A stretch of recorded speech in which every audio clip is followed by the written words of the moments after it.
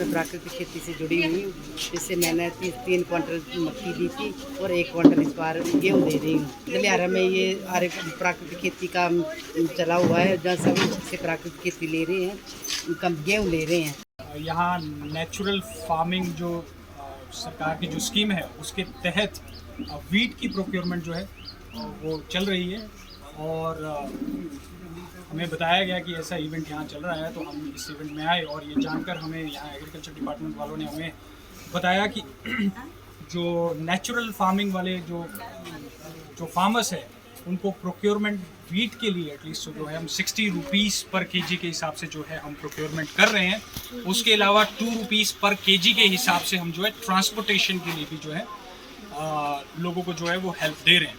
So I believe सरकार की तरफ से जो है ये बहुत ही शानदार एक इनिशिएटिव है।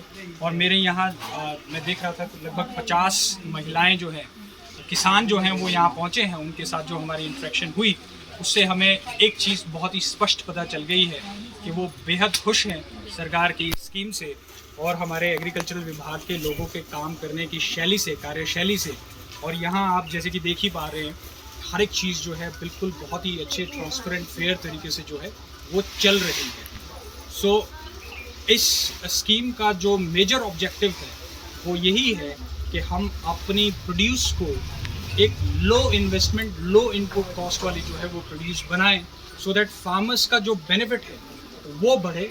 और वैसा ही एग्जैक्टली यहाँ हो रहा है। ऐसा ही हमें मेज़ के बारे में बताया गया, ऐसा ही जो है हमें इनफैक्ट हल्दी के बारे में बताया गया कि बहुत अच्छे प्राइसेस 90 रुपीज़ के जी, हल्दी के बारे में 90 रुपीज़ के जी जो है वो हम नेचुरल हल्दी जो प्रोड्यूस हो रही है वो प्रोक्योर कर रहे हैं।